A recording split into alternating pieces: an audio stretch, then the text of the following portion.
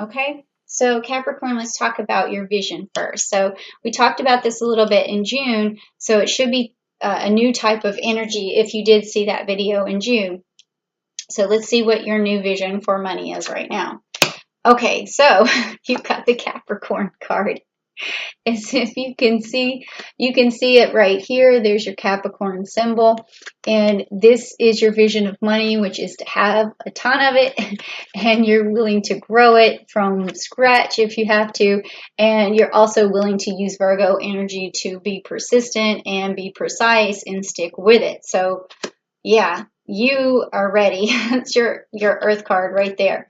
Okay, so when we get into business, what we want to do is listen to others, listen to their ideas, so that helps you move your plan along. But what opens your ears to people? Who do you listen to? And this has been an interesting card for most of the signs that I've read. Some people only listen to experts. Some people listen to people like magicians who make things look easy. Some people listen to business partners. It's an interesting spot. And I've gotten here too twice. I've gotten the fire card, which people listen to people who are passionate about business. So let's see what you get. Oh, okay. So you got the Delphus card. That's different. I haven't seen that one yet.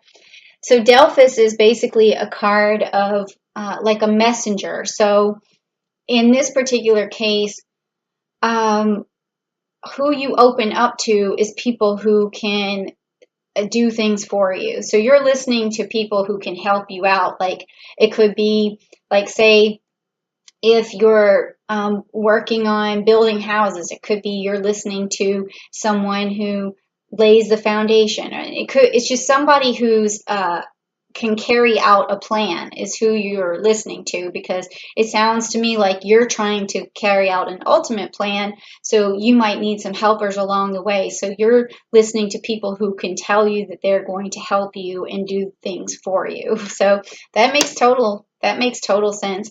And it also has Capricorn energy right there on it too, right here. And it's got the Mercury energy, meaning that it's someone who carries out a plan for you. So that's who you're listening to, which is interesting. So it sounds to me like you're your own authority on whatever you're doing, but you just need some help.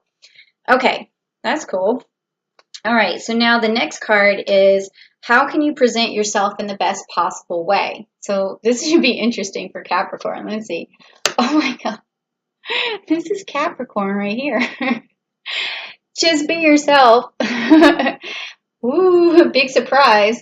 All right, so just present yourself like yourself. Okay, that was easy. All right, so how do you maintain clarity in your business? I'm tickled over that. How can you maintain clarity in your business? So let's see. Probably just listen to yourself. Okay, so you got the lupus, which is the Two of Swords. So basically, you just need to talk it through with someone. You have a plan, and sometimes you just need to hear yourself say it. And the lupus is representative of something that comes around, like how you spot like a wolf, and you may see it a few times, and it's like a sign. So you're looking for to bounce your ideas off someone so you can get clarity, or you're looking for some sort of sign. That's what this card is telling me, okay? Sign that you're right, or sign that you're on the right track. So this is killing me. All right, so the next one is, how do you adequately express your enthusiasm? Okay, let's find out. Okay, so the Jupiter card, the Wheel of Fortune. Okay, so how do you express your enthusiasm? This is just your enthusiasm is basically just exudes out of you because of luck. Like you just express. It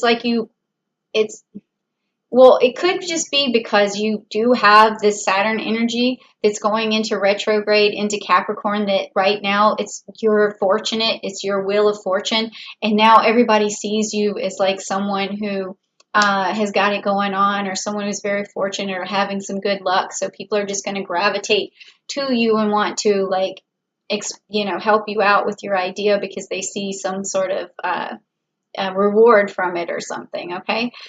Whew, this is cool. All right. So now, what helps you negotiate? All right. I want to find out this. What helps you negotiate?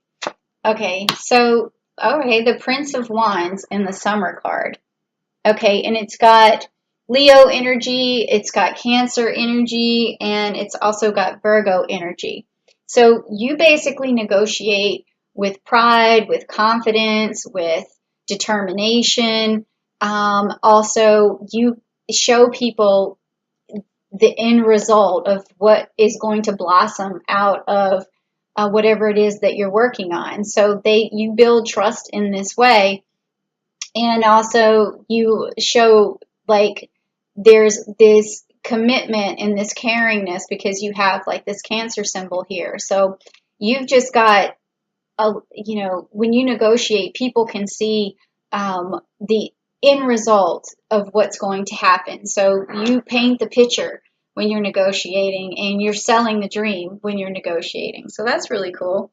Okay, so are you following up with the in the best possible manner or the best possible way? So follow up is, once you negotiate and you get the deal going, the follow up is the paperwork, or is the obstacles, or are the challenges that come along, and the keeping the deal alive. So let's see if you're doing that in the best possible way. Now you've got the Spring card. Yes, you're making it look easy. You're just prancing around, and the follow up is like, do, I got this. This is great. You got the Pentacle in your hand. You're just like, the follow up to you is a breeze. It's like a spring breeze. That's crazy. Ah, Capricorn, you guys are so lucky when it comes to business. All right, so this card, if you're not lucky in the business right now, we'll find out why, because this card is like what's standing in your way of having all this bliss. Let's see what's going on. Okay, you got another Sagittarius card, the Centaurus, which is the Eight of Pentacles. And this is telling me that you just haven't come up, if you're not doing this, you haven't come up with your plan, you haven't found your direction, you don't know which way to move yet, or you don't know what you're passionate about. And so that's the only thing standing in your way, is just not knowing what you're going to do or what your plan is. And so, those of you who have a plan, congratulations, because this is all working out. And those of you who don't, just keep looking until you find something that you're passionate about, and it'll start to happen. Okay, so this last card is, and what's the best possible way you could communicate, make your business grow? So let's see. Okay, so you got the Alrisha card. Oh no, wait. Okay, this is the Uranus card. Sorry about that. It's very close though. The Alrisha looks a lot like this. So it's the Five of Pentacles, and it's got the Taurus energy, and it's got Mercury energy. So the best way for you to negotiate is to basically cut through all the confusion. When you cut through confusion, you are able to show people this clear path, this what's going to, the end result. Okay, so I mean, there's really nothing more I can say about that. You just cut through the confusion. That's the best way to do it, and that's going to get you at least halfway there by cutting through that. And also, a way to cut through the confusion is to be down to earth with what you're saying, which also makes sense because you have this Taurus card here. So just break it down for people. And because you may be smarter than the people that you're helping, and you just need to break it down for them. So don't assume that people know what's on your mind or what you're thinking or your plan. Just make sure you're communicating it well. It also has Mercury in here for the communication, okay?